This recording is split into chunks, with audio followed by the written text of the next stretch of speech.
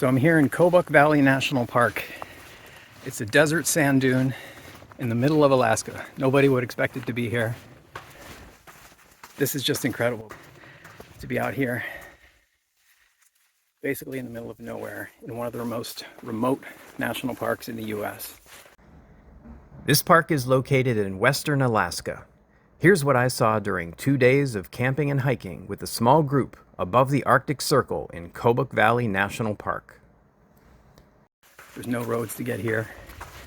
The only way to get here is by a small bush plane or by floating down the Kobuk River. We flew to the small city of Kotzebue, then took a bush plane to Kobuk Valley. From the air, we could see miles and miles of forest. And then, seeming completely out of place, the patch of sand dunes began to appear.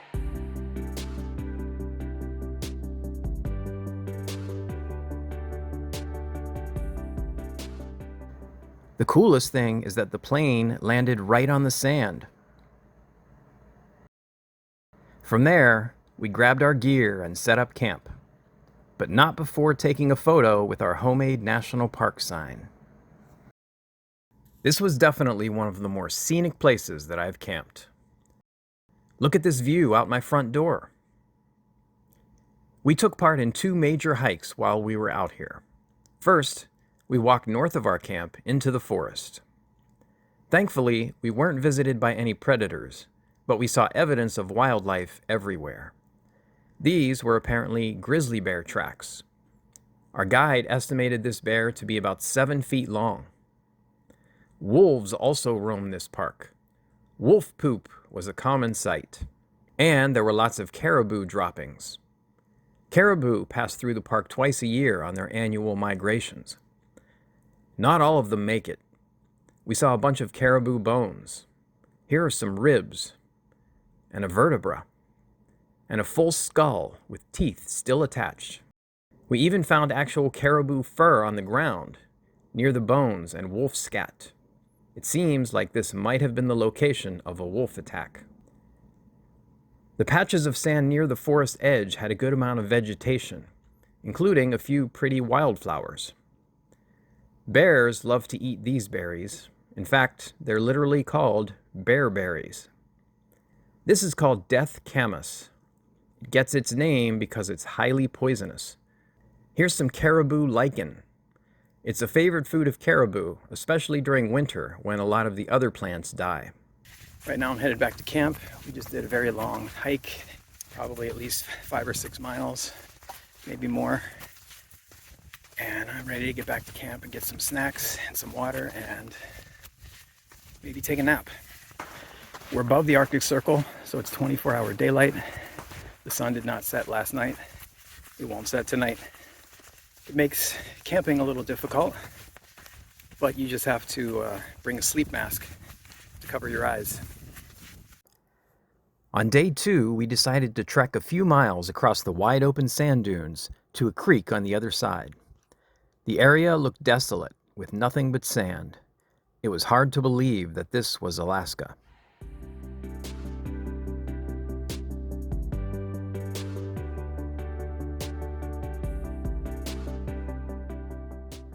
I couldn't stop taking panoramas because the scenery was so unlike any place I've ever been.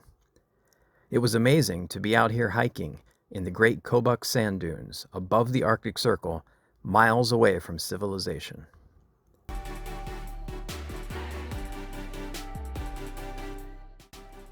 We had to navigate the ups and downs of the dunes, which was fun, especially the going down part.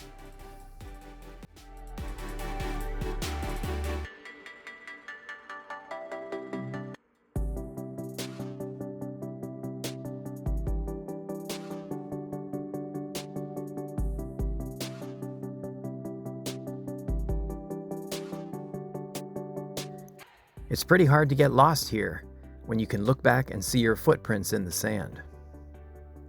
There's seemingly not much life here, but again, we found plenty of plants and signs of large animals.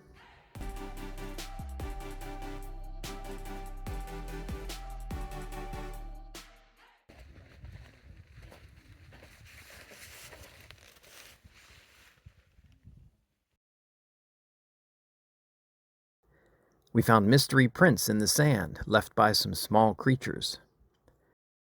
This is a faint footprint of a wolf. It's a 25 square mile area. It used to be 300 square miles of sand dunes, but the forest has slowly reclaimed it. And trees have started to grow where there used to just be sand. We made our way across the dunes over to Anuwatut Creek. This is a shallow creek that runs between the dunes and the forest. After grabbing lunch and some selfies, we began heading back to camp.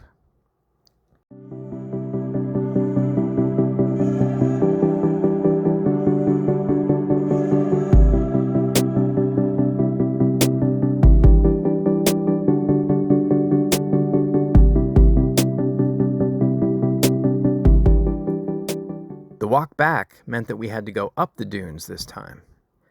Going up was not as easy.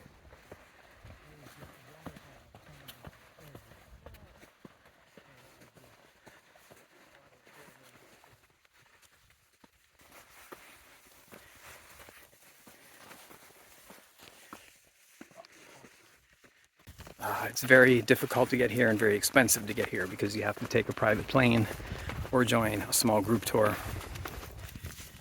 But if you get the chance to come here, it's pretty incredible because you can just walk around everywhere on the dunes or go into the forest. It's extremely remote. You're out here on your own.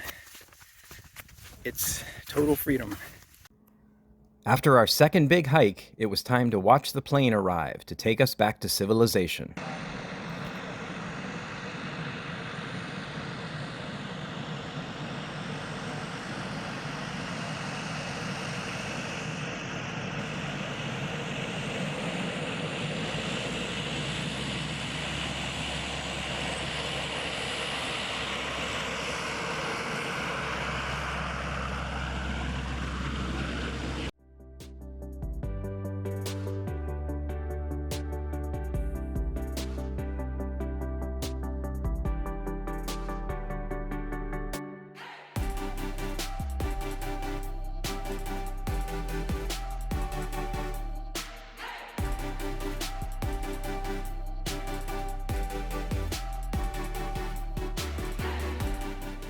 Thanks for coming along to another remote destination.